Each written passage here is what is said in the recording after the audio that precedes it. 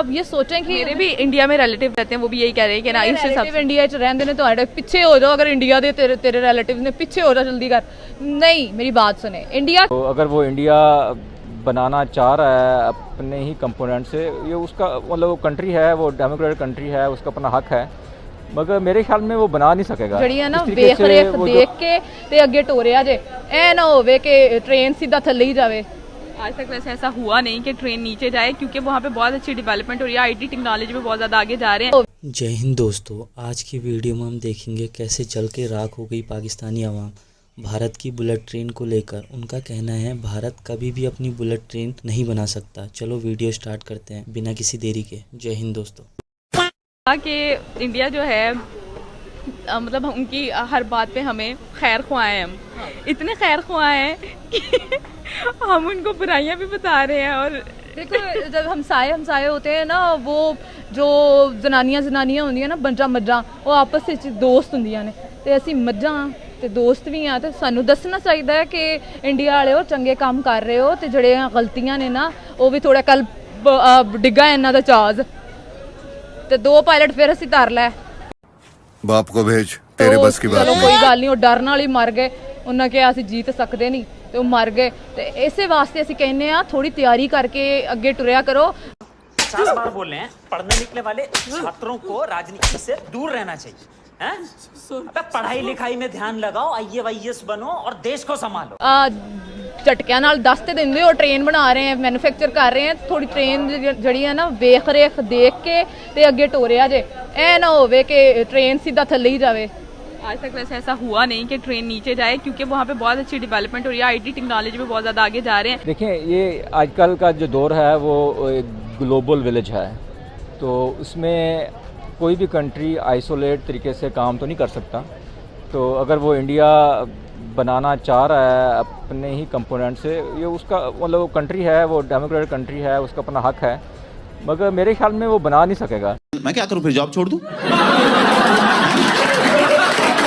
इस तरीके से वो जो टॉपिक होता है ग्लोबल पार्टिसिपेशन, तो उस टारगेट को अचीव नहीं कर सकेगा। अच्छा, जो अब तक उन्होंने इतनी डेवलपमेंट कर ली है, इतने प्रोजेक्ट्स पे पूरा काम अपना अमल कर लिया है, तो वो भी तो कंप्लीट हो गए, तो ये आपको क्यों ऐसा लगता है कि ये कंप्लीट नहीं हो पाएगा? ये तो हमारी ऐसा नहीं लगता कि जैसे हम उनसे जेलस हो रहे हो और कह रहे हैं कि उन्होंने प्रोजेक्ट शुरू कर दिया और कंप्लीट नहीं हो पाएगा। नहीं, मैं जेलस नहीं हूँ।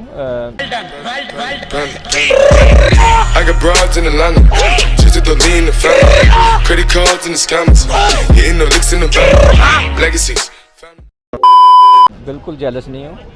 उनका इंडिया है और उनका हक है, जैसे वो करना चाहते हैं वो करें।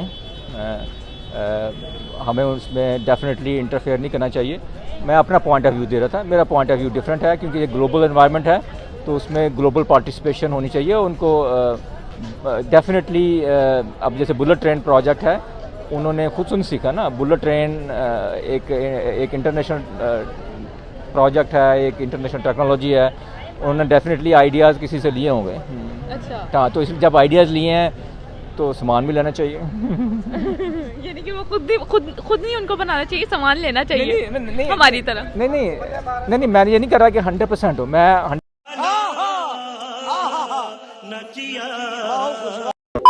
100% नहीं कह रहा, मतलब कि जहाँ पे भी कंपेटिटिव चीज़ें मिलती हों वहाँ से लेनी चाहिए। अच्छा, हाँ जी, सही। यानी कि खुद नहीं बनाना चाहिए और बाहर से लेनी चाहिए। खुद भी बनाना चाहिए। नहीं, खुद बनाना चाहिए। मैंने जैसे अरे कहना क्या चाहते हो? कह रहा हूँ ना, पार्टिसिपेशन होनी चाहिए तमाम कंट्री से, उसको जहाँ से बेहतर चीज़ें मिलती हैं वहाँ से लेना चाहिए। ये है कि ये कंप्लीट होने के बाद आपको पता है नौकरियां भी बहुत ज़्यादा जनरेट होंगी और बहुत ज़्यादा मतलब फ़ायदा होगा उनके आवाम को इस प्रोजेक्ट से, ठीक है, जब ये बुलेट ट्रेन बन जाएगी, ठीक है। और मेक इन इंडिया का जो प्रोसेस स्कीम जो उन्होंने लॉन्च की थी नरेंद्र मोदी ने, आपको क्या लगता है चाइना को काउंटर करने के लिए जो उन्होंने स्कीम लॉन्च की थी मेक इन इंडिया, आपको सक्सेसफुल होती नज़र आ रही है?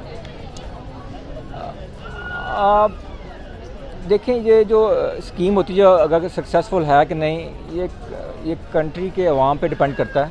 अच्छा, मैं पाकिस्तान में होते हुए कुछ नहीं कह सकता कि वेदर वो सक्सेसफुल होगी कि नहीं। अगर चाइना में अगर वो सक्सेसफुल है, मेड इन चाइना जैसे प्रोडक्ट है, अगर वो वहाँ पे सक्सेसफुल है, तो इंडिया में क्यों नहीं हो सकती या पाकिस्तान में क्यों नहीं हो सकती? तो मैं इस पे हूँ कि अगर चाइना में सक्सेसफुल है तो फिर इंडिया का भी हक है, और इस तरीके से मैं कहूँगा पाकिस्तान का भी, पाकिस्तान को भी ऐसा करना चाहिए। और जैसे मैंने पहले बताया कि अगर इंडिया बना रहा है तो पाकिस्तान भी बहुत सारी चीज़ें इंडिजिनस बना रहा है, जैसे हमारा थंडर प्लेन है एयरफोर्स के, वो हम बना रहे हैं और उसको हम एक्सपोर्ट कर रहे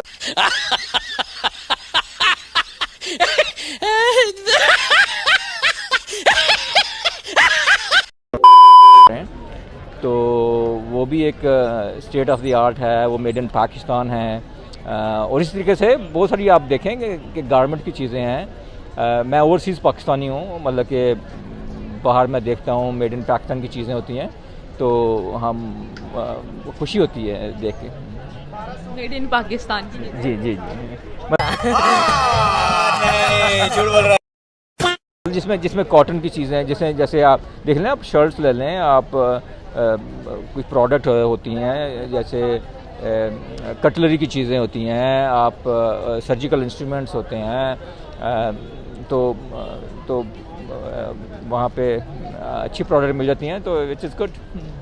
उससे ऊपर इंडिया नहीं जा सकता कभी भी, ठीक है। चाहे इंडिया बहुत अच्छे काम कर रहा है, लेकिन चाइना जो है ना वो बहुत अपर लेवल की बात है। चाइना को अगर ये नीचा दिखाने के लिए ये सब कुछ मेक इन इंडिया ये प्रोजेक्ट चला रहे हैं, तो ये भूल जाएं कि चाइना को नीचा दिखा सकते हैं। चाइना नहीं नीचा देख सकता। उन्होंने तो कोविड भी अपना जो है वो इतनी, हालांकि उनकी पॉपुलेशन है, फिर भी उन्होंने कोविड पे जो है वो हम सब पूरी दुनिया से जल्दी उन्होंने काबू पा लिया है। तो इंडिया वालों ने भी तो काबू पा लिया, 5 किस्म की वैक्सीनेशन उन्होंने बना ली। तो वैक्सीनेशन बनाने से क्या होता है कि काबू पा लिया है। अब हर आवाम जो है वो वैक्सीनेशन हो रही है। आपको क्या पता कि चाइना में भी इतने ज़्यादा केसेस निकल? चाइना में जो है मेरे अपने रिलेटिव्स रहते हैं और खुद बताते हैं कि यहाँ पर अब केसेस जो हैं वो उस तरह नहीं है।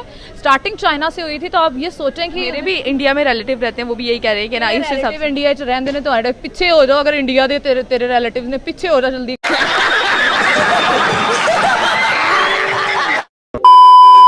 नहीं, मेरी बात सुने, इंडिया के जो हालात है ना वो ठीक है, बेहतर हो रहे हैं, लेकिन जो ये बात कर रहे हैं कि अगर चाइना को नीचा दिखाने के लिए, तो वो कभी भी ये नहीं कर सकते। अच्छे काम कर रहे हैं, हम कब कह रहे हैं कि इंडिया बुरे काम कर रहा है? अच्छे काम कर रहा है, वो डेवलपमेंट कर रहा है, वो मैन्युफैक्चरिंग कर रहा है, अपनी करनी चाहिए, बहुत अच्छी बात है। लेकिन आप अपने तक रहें ना, आप अपने आप को जो है वो दूसरे से कंपेयर ना करें। आप पहुंच सकते हैं अगर, तो पहुंच जाएं, लेकिन वैसे ये जो लोग तनकीद कर रहे हैं, आई एम श्योर कि वो मेरे प्यारे पाकिस्तान से ही होंगे, क्योंकि हम लोगों को इंडिया में कुछ भी अच्छा हो रहा हो तो हम लोग को अच्छा नहीं लगता। ये बड़ी अच्छी बात कही आप। जिस तरह इंडिया अपनी हर फील्ड में बहुत तेज़ी से वर्क कर रहा है, आपको क्या लगता है कि इंडिया मैन्युफैक्चरिंग हब बनता जा रहा है?